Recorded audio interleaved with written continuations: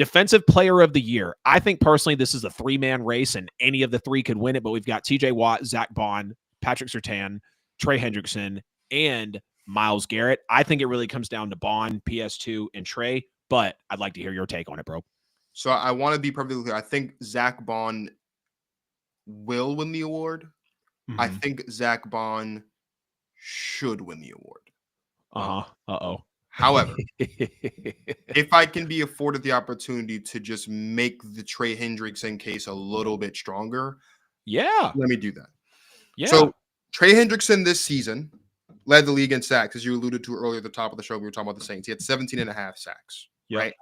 He accounted for literally 1% shy of he was, I'll put it this way, 17.5 sacks for Trey Hendrickson this season. He accounted for just short of half of Cincinnati's total sacks on the season, 49% of the team sacks. Okay. Yeah. If we go to 2023, Myles Garrett won the award, 14 sacks. He wasn't even in the top 5. He was 7th, tied for 7th in the league. He accounted for less than 30% of the team's total sacks last season when he won the award. If we go to 2022, when Nick Bosa won it, Nick Bosa, 18.5 sacks, led the league, so more than Trey Hendrickson, but he only accounted for 42% of the team's total sacks. So still he was still responsible for a less percentage of team sacks compared to Trey Hendrickson this season. If we go back to 2021, when TJ Watt tied Michael Strahan's single season sack record, 22.5, again, leads the league. They should have gave him the 23.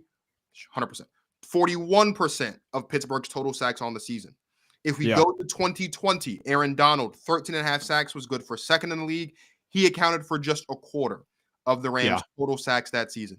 The last time a player won Defensive Player of the Year, recording more sacks individually than Trey Hendrickson did this season, and also accounting for a larger portion of his team's total sacks on the year, has to go all the way back to 2018, 7 years ago.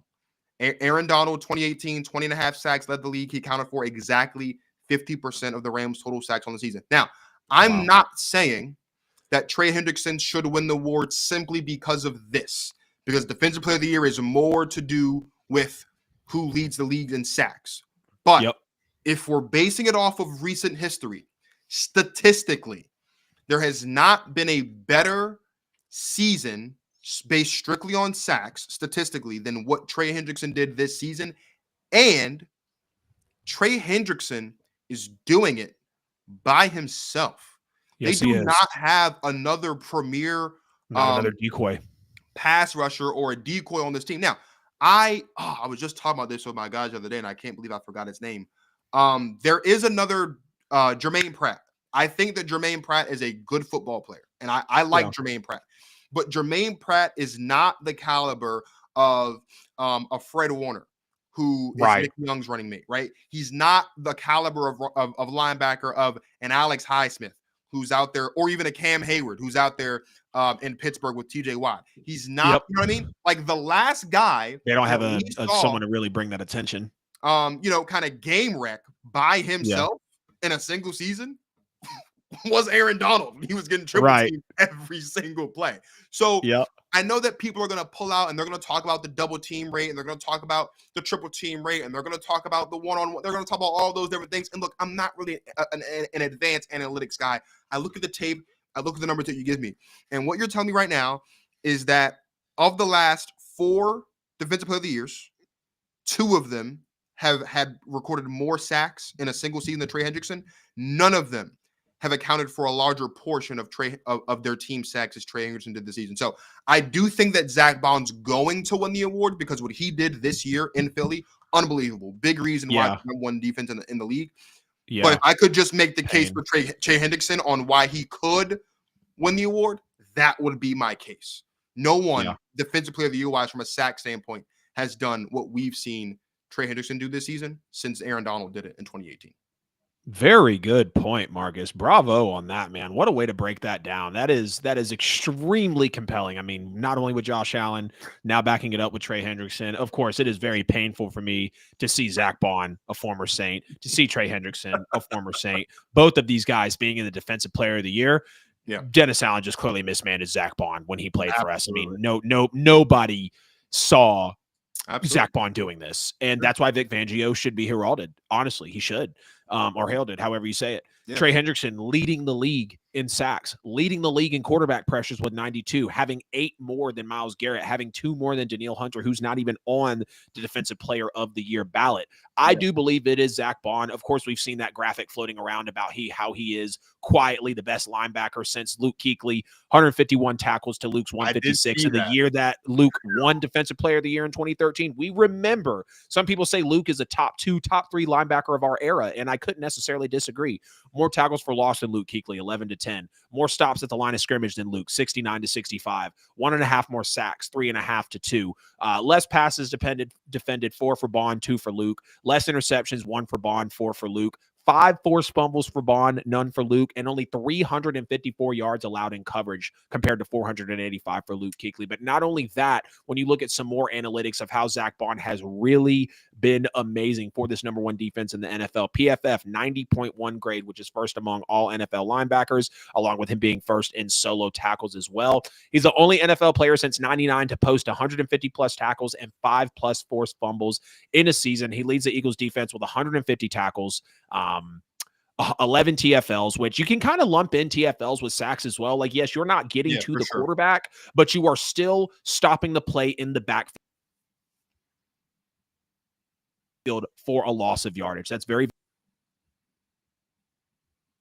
is one being a fumble. Third in the NFL with a career high 150 tackles, trailing only Zaire Franklin, who's got 165, and Budda Baker, who has 155. That's the second most tackles by an Eagle since 1994, outside of TJ Edwards in 2022, who had 159. Second in the NFL with a career high 5 forced fumbles, one behind TJ Watt, who is also on this list, who has 6.